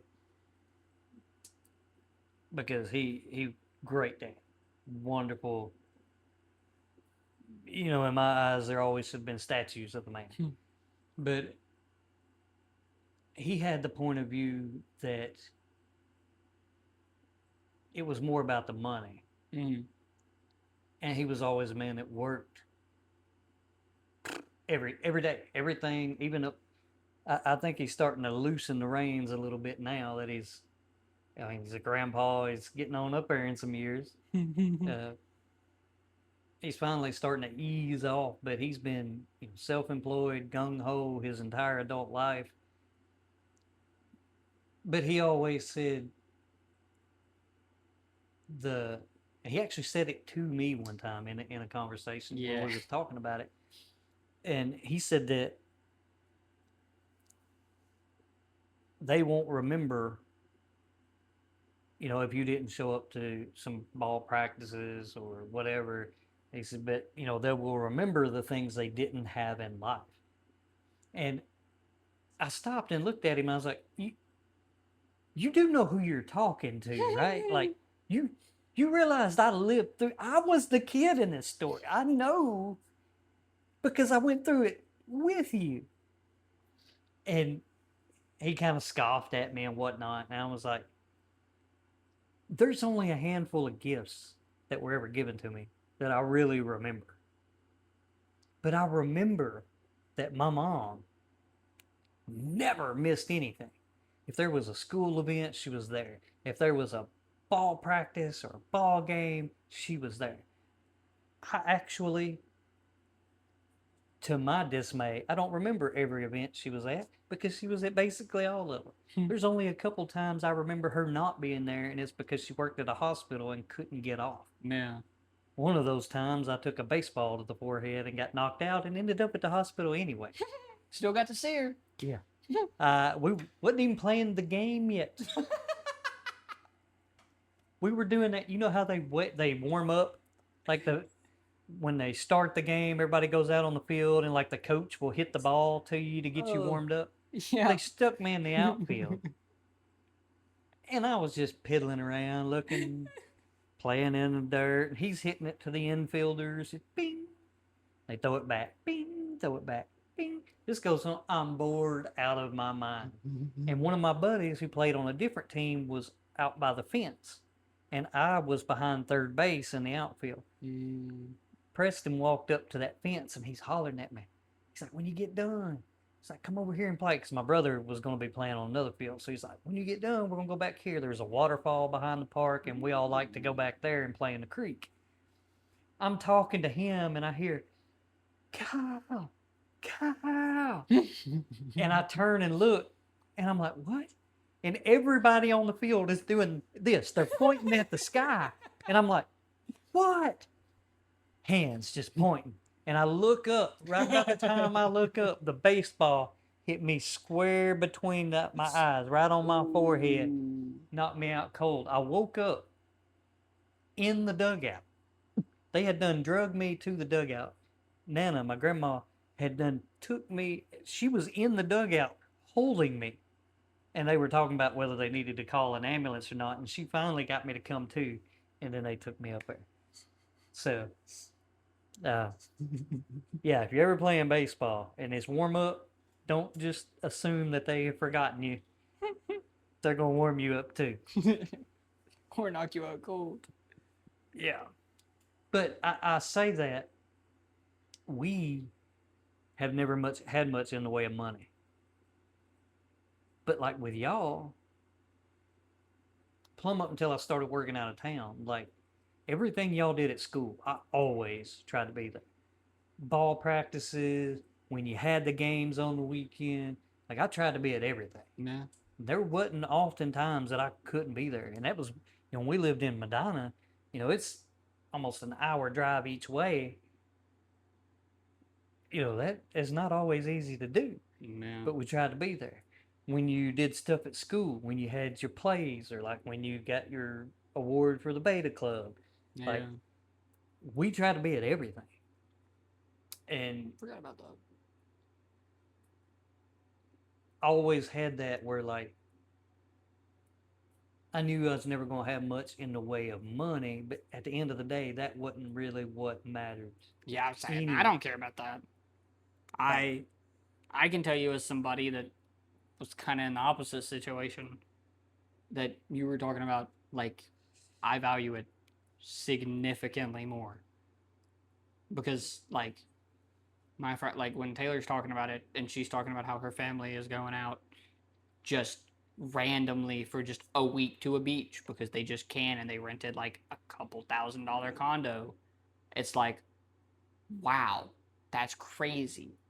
I'm like, I'm glad that she can do that and stuff, but I would rather us do the stuff that we do and not be able to do that kind of stuff than be able to do that kind of stuff and then not really be doing anything, because I value it so much more to do it like if I'm having a bad day when I can just come and sit out in the living room saying I'm not at work, but like we talk about where I just come out and I just sit in the living room for a while, or I mean, how, I mean, I know, I'm having a bad day. I just walk out. I'll play on the Switch, on my phone, especially now that I'm playing Pokemon Champions. I got to Ultra Ball rank last night. I got 2 more and I'm top 1,000.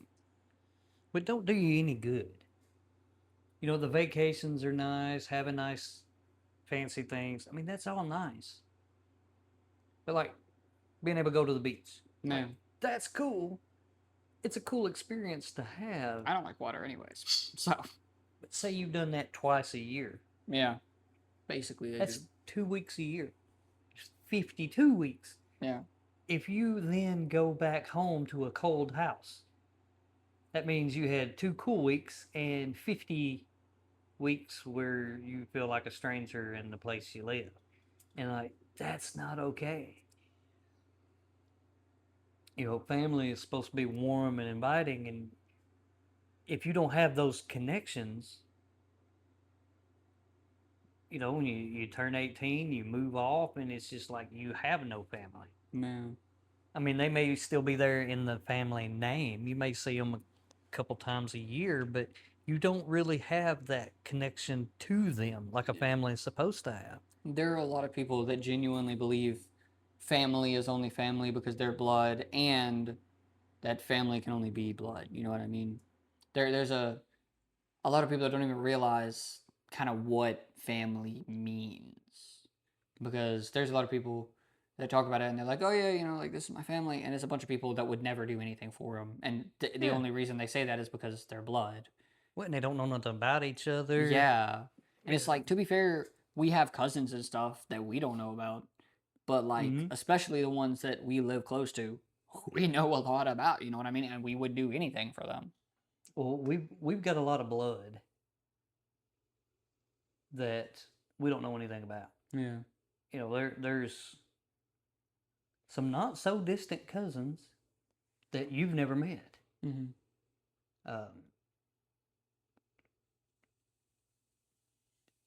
And that blood does make them family,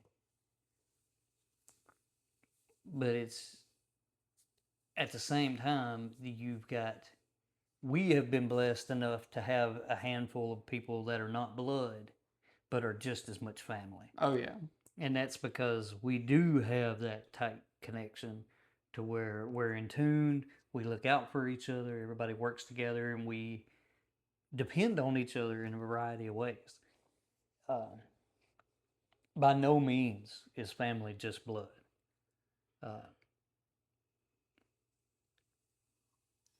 Now, immediate family, Yeah. I do think you hold an obligation to them. So, like, if you're a parent, obviously your kids. If you're a kid, obviously your parents and your siblings. With some extenuating circumstances.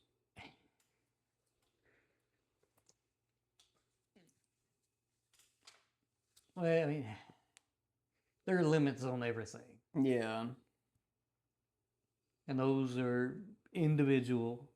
They vary from person to person. Yeah, everybody has their what they can consider differently when it comes to that.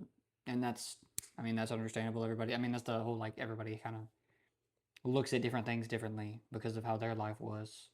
So they're going to perceive things at different levels of I guess severity is a kind of a good word. Well, you can look at it like, even right now, recording these conversations and putting it out there. We're kind of doing it with the hopes that we can either influence or help other people, and maybe inspire somebody to do the same thing with their kids.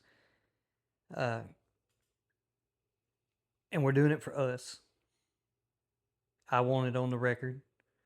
I hope one day you'll get bored and go back to listen to these, and you'll be reminded of these conversations and what it was like to do this.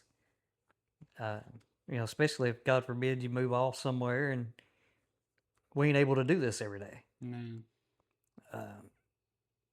But then also, like, in a way, it's kind of preserving it for the family we don't even have yet. Yeah.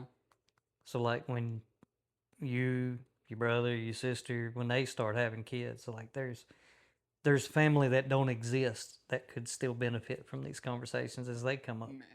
Well, speaking of the whole, like, hoping more people do this, did you hear about what Sam Altman said? You know who he is? Yeah, he's the OpenAI guy. Yeah. Did you hear what he said Maybe. about which the podcast for kids? No. He was talking. So one, he said he doesn't understand because he has a kid. He's been talking about like a newer kid. And he was talking about how, like, AI makes raising his baby so much easier, and he used the example of, he was like, we're working on a way so that you can make a podcast with your kids, in an AI podcast with your kids' interests, that you can help, so that you can, like, so they have basically somebody to listen to on their topics instead of just sitting down and talking with your kid. Well, I also seen that in school, and what's wild about it is that it seems like more and more they're training people almost kind of like the Matrix, where you're in your own little bubble, Yeah. and all your interactions are through machines, to machines, and with machines. Yeah. And it's keeping people isolated from each other. And I've got a variety of theories on that. I know some people like him are just doing it because they're going to end up making tons of money. Yeah, that's the only reason he cares. But, like, governments support it because then they've got the ultimate influence, and they've also got everybody separated. Yeah. I mean, there's nothing more terrifying to a tyrannical government than people who communicate and get along. Yeah. But yeah, I think the key to almost every problem we have, one is the corruption of God's word. That's a big first one. and foremost. That's a really big one. And I think one of the reasons it's so effective is because it's being partnered with the breakdown of the family and our society as a whole. It's not just tearing down the family, but it's tearing down personal communication. Me and you can sit and have this same conversation on the phone, and it would never, we'd still get a lot from it, but it would never have the same impact as us sitting in front of each other and interacting on a personal basis. And that's the same with everybody. And when you lose touch with other people, if you lose the ability to communicate with other people, then you have no ties to anything. Yeah. It's that whole thing. You look at every empire that has committed any type of genocide. Well, how do you get people that were good, seemingly good people, to do horrible things? Well, the first thing you do is convince that the other side is less than human. Mm-hmm. You That is always dehumanize. what they do. Every Well, single time. and that's what our society now is doing to everybody else. That's why they want you in all those little boxes. Well, and they're That doing it to they're training everyone. you that you are the only thing that matter, that you are perfect the way you are, and then they surround you with machines that affirm everything about you. So anybody that doesn't believe exactly the way you do or think the way you do, which is literally every other human, Yeah. that they're the enemy. Well, then you rely on the machines, you have no ties to the humans, and they control everything. They have all the influence. Mm-hmm. And you have no way to fight back because you're just one person. Mm-hmm. I think that's the master plan. That's why they come and try to split us up so much, is because they don't want this. They don't want the dialogue. They don't want people thinking about it. And that's what made, everybody likes to talk about how great America is. And then there's the whole MAGA thing about make America great again. Nobody ever talks about what made it great. You could say, it was the God-fearing, hard-working people that came together, and there's all kind of things you could say. But the basis for any society, and especially ours, was the family. Mm-hmm.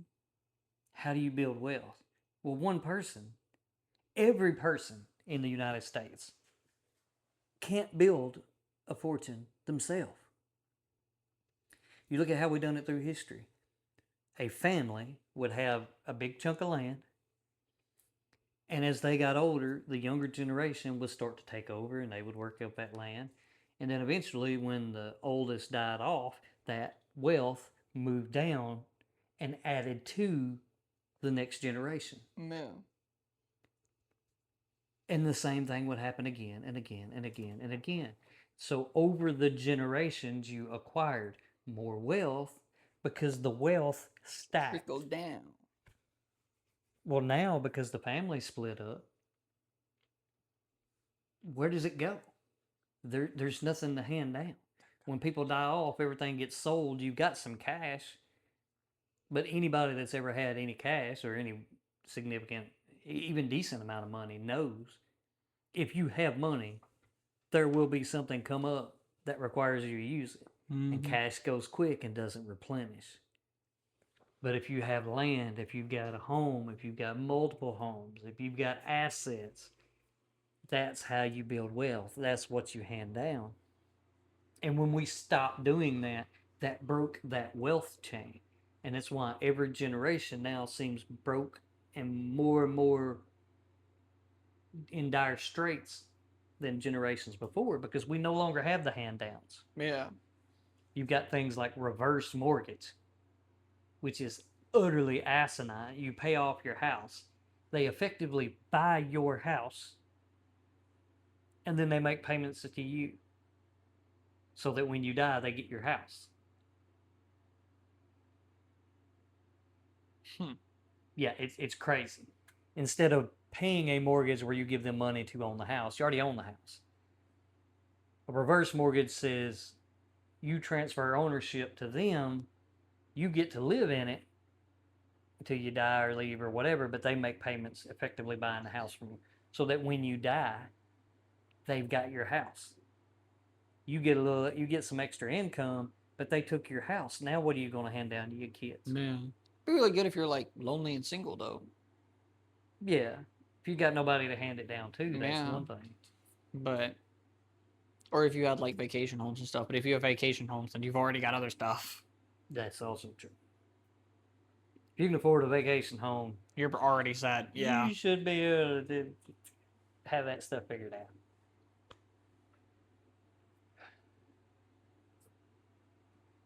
But all right, well, I'm about ready to go eat. Yeah, me too. What do we have in tacos? Yep. Yep. I mean, that's all I got. If that's all you got. Yep. Well, I'm good. We'll try again next time. All right.